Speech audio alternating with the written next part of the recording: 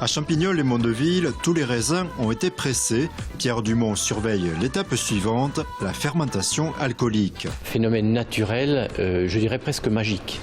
Ce sont des levures qui vont dégrader les sucres pour les transformer en alcool et gaz carbonique.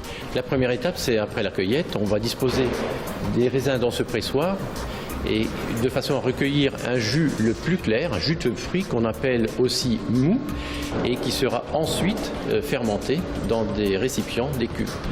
Durant ce cycle d'une dizaine de jours, ce lieu dégage des arômes uniques. On dissèque des arômes de fruits rouges essentiellement. Chaque année nous réserve des intensités aromatiques différentes et c'est toujours une découverte chaque année. On va par exemple écouter le clapotis sur chaque cuve.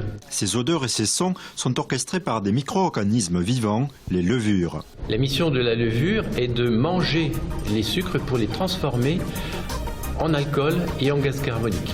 Selon la cuve ou le fût, la levure vit différemment. Un peu comme un être humain qui va vivre seul ou dans la foule.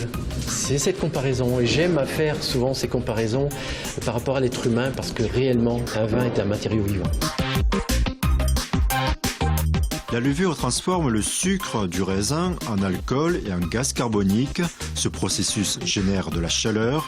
Afin d'éviter que l'alcool s'évapore, le vigneron intervient. On va être amené à réguler la température en faisant circuler de l'eau froide autour des cuves par des serpentins. L'idée étant de conserver une température aux environs de 18-20 degrés. Et en fin de fermentation, on va s'appliquer à houiller chaque cuve, c'est-à-dire la compacter au ras-bord pour éviter le contact avec l'oxygène. L'oxygène a tendance à se fixer facilement sur les arômes du vin, mais avec un impact dégradant. Et un vin oxydé n'est pas souhaitable. Lorsqu'il reste moins de 2 grammes par litre de sucre, la fermentation est terminée, le vin est né. On peut parler de vin puisque la naissance du vin, je note que ce mou en fin de fermentation est à 993, donc on considère que c'est un jeune vin, donc fini de fermenter. Pas tout à fait. Une seconde fermentation alcoolique est réalisée lors de la mise en bouteille. Et on va procéder à cette mise en bouteille pour que les levures dégradent les sucres dans la bouteille. Ce gaz carbonique est enfermé dans la bouteille et c'est ce même gaz qui représentera l'effervescence du champagne avec de la pression, bien évidemment. Merci donc aux levures et à la fermentation alcoolique pour les bulles d'effervescence à déguster avec modération.